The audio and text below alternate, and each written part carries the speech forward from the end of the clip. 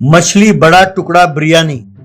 एक गांव में सोमेश नाम का एक युवक रहता था। वो एक ढाबा चलाता था।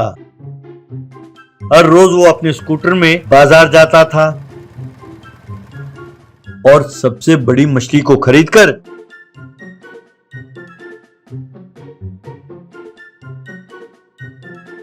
उसे स्कूटर में रख के अपने ढाबा ले जाता था। फिर उस मछली के बड़े बड़े टुकड़े बनाकर उसका बिरयानी बनाता था।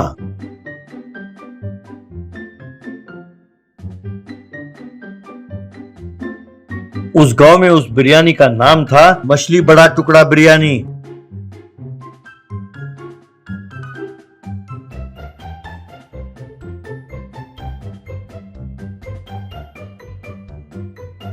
लोग दूर दूर से वो बिरयानी खाने आते थे।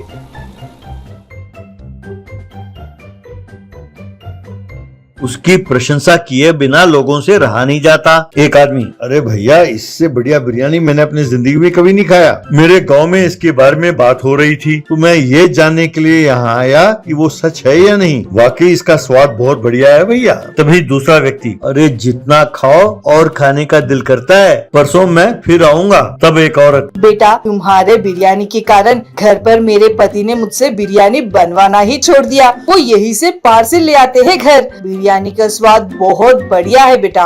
ये सुनकर सोमेश बहुत खुश होता था। उस गांव में गब्बर नाम का एक गली का गुंडा रहता था। वो सबको डरा धमका कर पैसे वसूल करता था। वो सबको डराता था, औरतों के साथ बदतमीजी करता था। सब उससे डरते थे, कोई कुछ नहीं कहता। उस गांव का एसआई रंजीत कुमार बहुत ईमानदार था। वो चोरों को और बदमाशों को पकड़कर जेल में डालता था और खूब पिटाई करता था।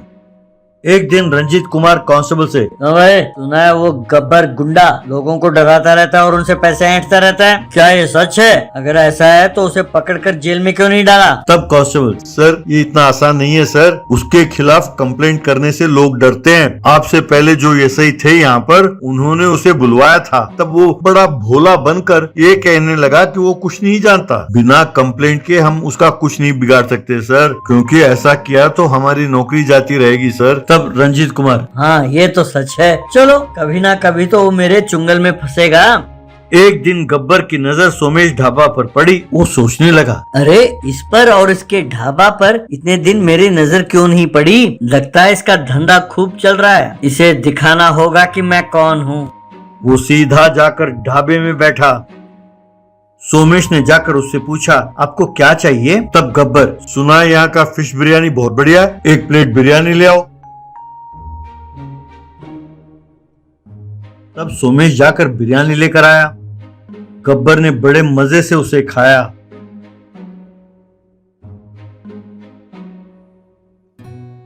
फिर डकार मारकर उठकर जाने लगा।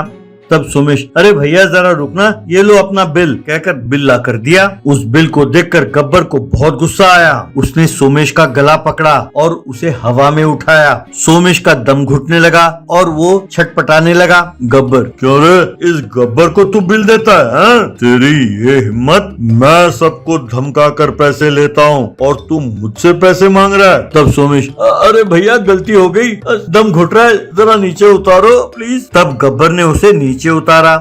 फिर गब्बर कहने लगा, मैं तुम्हें एक बम्पर ऑफर देता हूँ। मैं किसी को नहीं देता ये ऑफर। हर इतवार को मैं यहाँ आऊंगा और बिरयानी खाऊंगा।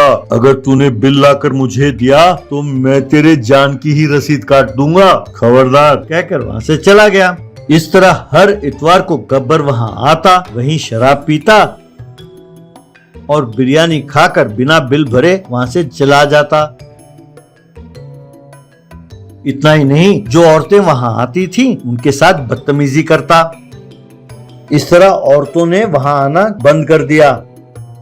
तब सोमेश को बहुत गुस्सा आया। उसने ठान लिया कि वो गब्बर को सबक सिखाएगा। अगले इतवार को वो सीधा पुलिस स्टेशन गया और एसआई रंजीत से, सर आज इतवार है, मैंने पुलिस स्टेशन में आप सबके लिए बिरयानी का इंतजाम किया है मेरे ढाबे में। इस गांव की भलाई के लिए आप लोग जो सेवा कर रहे हैं, उसके बदले में मेरी ओर से एक छोटी सी भेंट है सर, ये बिरयानी, बस आप लोग जरूर आइएगा। रंजीत मान गया। इतवार की दोपहर हुई। गब्बर आकर शराब पीने लगा ढाबे में। तभी पुलिस भी वहां पहुंची। सोमेश ने गब्बर के प्लेट में लाफिंग गैस छिड़का, फिर उसे ले जाकर गब्बर के टेबल पर रखा। फिर उसने पुलिस वालों को भी बिरयानी परोसा। सब खाने लगे। पुलिस वाले रंजीत की प्रशंसा करने लगे। एक पुलिस वाला, सर जब से आप यहाँ आए हैं इस गांव का क्राइम रेट बहुत कम हो गया सर। तभी गब्बर की हंसी छूटने लगी। तब पुलिस वाले उसे घूरने लगे। फिर वो अपने बातों में लग गए। तभी दूसरा कांस्टेबल, सर आपने उस लुटेरे मंगू को बड़े प्लान करके पकड़ा सर। ये देखकर डीएसपी साहब भी हैरान रह गए थे सर। गब्बर फिर से हंसने लगा।